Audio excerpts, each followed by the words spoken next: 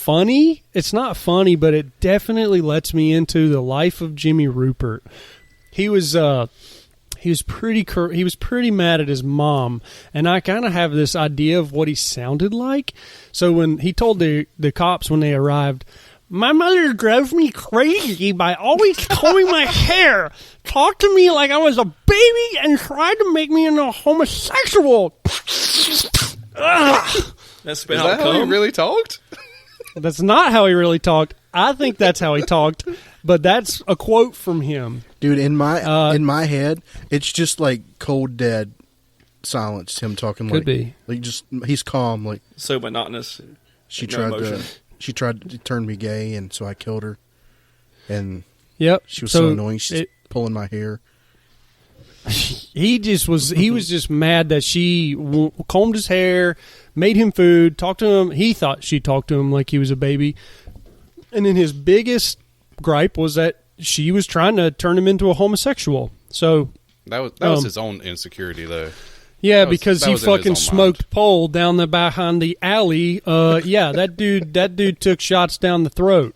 And he didn't want that to be coming out. He wanted that. He was a closeted gay. He wanted that to be hidden. He'd always have scope on him, freshen that breath. He was a bass man. Get it? So, at trial, prosecutors said James planned to take the family's $300,000 net worth for himself by killing everyone else, getting himself declared not guilty by reason of insanity, then having himself cured within a few years. He would be released from the hospital, a wealthy man, but that never happened and that never will. And he didn't go crazy enough. He will die in prison. Because then mental institutions were like abolished in the 80s, so he got screwed. He's still in prison. He's still alive to this day. And actually, a woman that house has actually been for sale multiple times. People said that they've bought the house and moved out pretty quickly, saying they can hear stuff, they can see stuff move.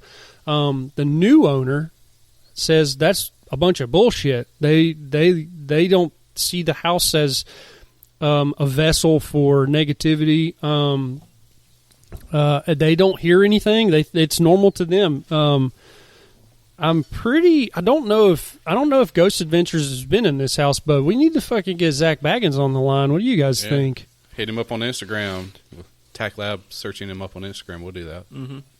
So they say that the stains from the bodies have leaked through the floor and into the basement. So not obviously on the concrete, but the floorboards and the rafters that support the floorboards are stained in blood where the bodies lied. So they're still there to this day. You could go in the basement, shine a flashlight up, and you can see blood-soaked rafters. Oh, wow. That's all I got. Man, that's just so sad, man. All right, Alex. You want to end us off on another riveting story? Yeah, I got another one. This one's underneath the reluctance tab.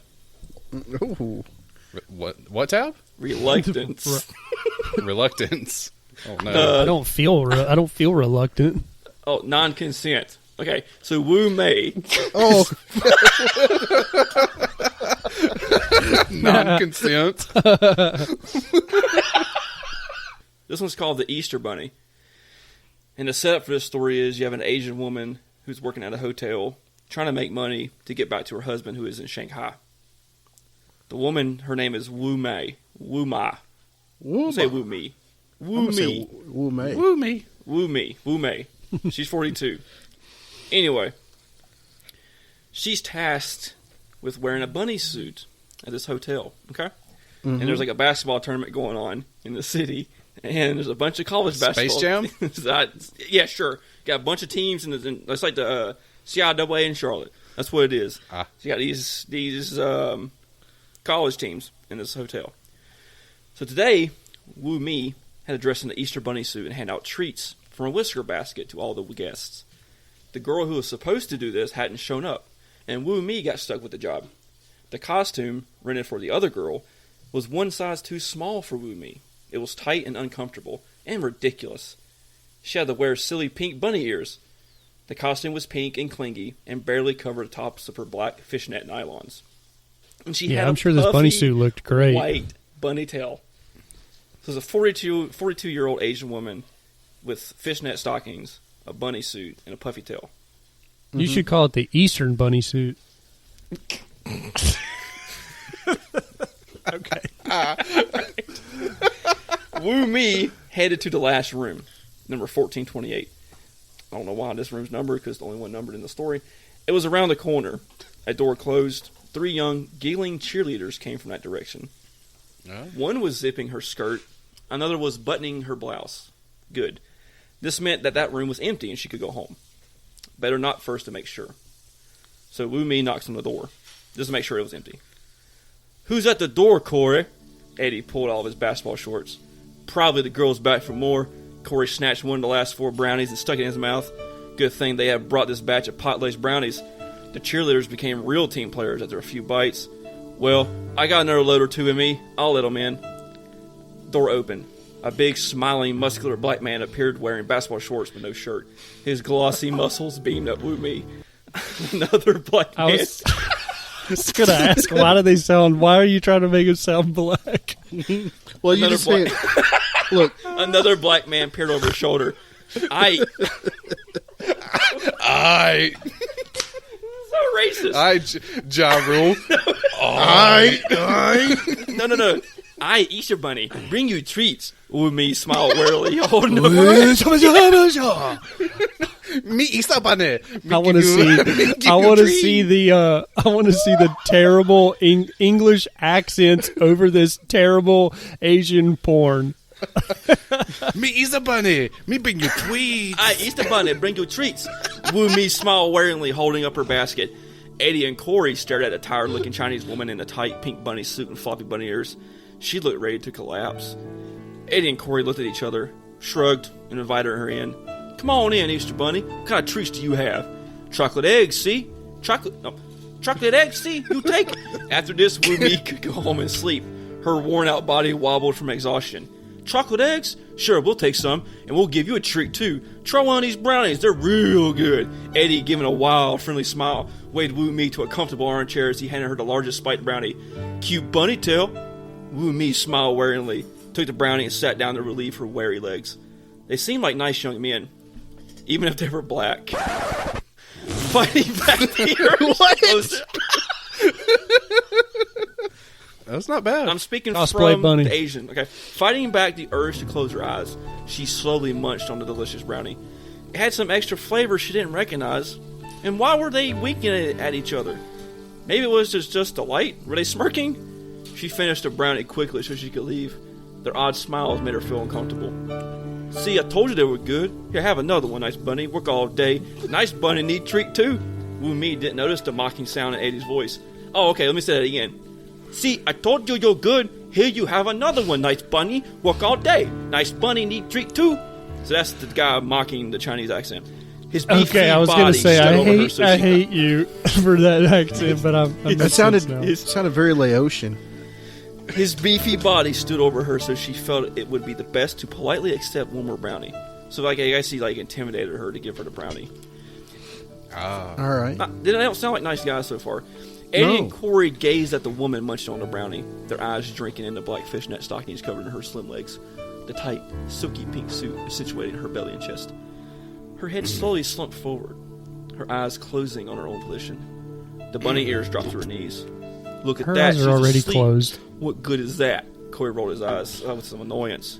Eddie ventured an idea. "Maybe she's too tired. The brownies sent her off to the slumberland. After all, she's at least 20 years older than us. No spring chicken. But my pecker ain't worn out yet, and she'll do. Never had Chinese before. Let's see what Chinese pussy is like. What do you say? Yeah, let's have an old bunny rabbit. Guess it doesn't matter if the bunny is sleeping." Wu Mi stirred, tried to stand and open her eyes. Saw a vague image of 2 men reach for her, their hands under their armpits lifting. Someone walked forward, then laid her on her back. She had the feeling of floating, very calm, relaxed, sleepy, her eyes closed again. Corey rubbed his cock as he stared at Wu Mi's naked body. The nylon-clad legs draped her over his shoulders, her head hanging down at waist level. He gripped his own cock, pointed up, turned her slack-jawed face toward him, and so that makes... okay. It's a rape story. Yeah, those are that. Yeah, Yeah. You didn't think it was? I could clearly see it going that way. You did say it was non-consensual at the beginning. What? You didn't know that? That's probably a real good time to end the podcast. Obviously, it's fanfic. I hope so. I mean, It stuff like is. this does happen Yeah, every day. But it's fanfic. It was a dream. It was a dream she was having. That's what it was. I feel like because of her Asian ethnicity, she has some sort of weapon on her, hidden in the bunny suit. That's like racist. some like ninja stars or something. Like she's going to throw egg She rolls either at has these a katana motherfuckers. sword, a ninja sword, a knife, throwing stars, or she has an Uzi because the Asians always carry Uzis. I think she fucking blasts those motherfuckers. Yeah. No, she leaves out of there. She takes out her flip phone. She calls the Yakuza, and she said, "Oh, they touched me wrong. They touched me wrong." Well, and they come in Japanese, and right? They bust in the door. Blah, blah. Blah, blah. Yeah, that's Please. Have chocolate now. that's Okay. how that. That's how That's how it ended. She's like how it ended? cracks open a fortune cookie. You die in 10 days. Okay. Or was it? Or that she calls him up later and is like 7 days. That was the ring. Yeah. Well, Where did you find that this was a- story? here comes Chris. Here comes Chris, like confused and angry. Yes. That was an interesting podcast, and I hope everybody enjoyed our take on Easter Sundays, Easter lore, Easter info, Easter massacres. I hope everybody took something away from this. I know I did. Yeah, I did. definitely. Yeah. So, Thomas, do you have any words of encouragement? Yeah. Maybe. Yeah. Yeah. I hope everybody had a happy Easter and continue to celebrate Easter on Easter. Yeah. Enjoy your family right now. Yep. They might not be around very much longer, especially if they catch that corona. Or if you go psycho and just decide to spray them. Yeah. We don't endorse that. If you're having thoughts of harming yourself or others, obviously we don't endorse violence. Yeah. Don't bring others into your problems. If you are listening to this and you have mental health and you need help, please contact us. We will help you or find someone that can. We probably can do an episode on our own mental problems, and so at some point we probably all have some mental issues. I know I've been to counseling. I know I've got some anger issues. So apparently I have Asperger's. So and I'm a ginger. somebody randomly said you had Asperger's, though, right? Somebody thought you had Asperger's. Yeah, I've heard that I can see it. I can see it. Yeah. Yeah, probably. Chris, do you have any words of encouragement regarding Easter or the coronavirus or life in general? Boys, if you are ever feeling in that similar position, be sure to call 1-800-799-SAFE. That's 7233. Yeah, that's it. They speak 200 languages, and they will take the violence out of your heart. Is this real?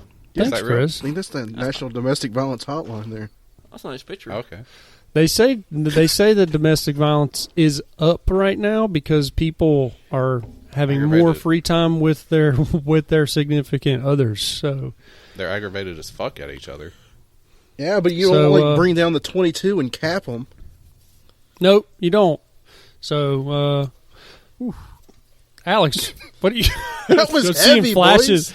That I'm was seeing heavy. flashes and stuff. Yeah, Alex, what do you got as far as anything? We don't. Just this typical. Do right by other people.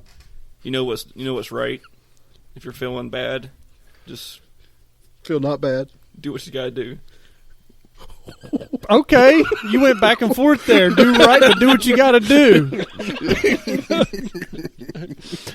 All right.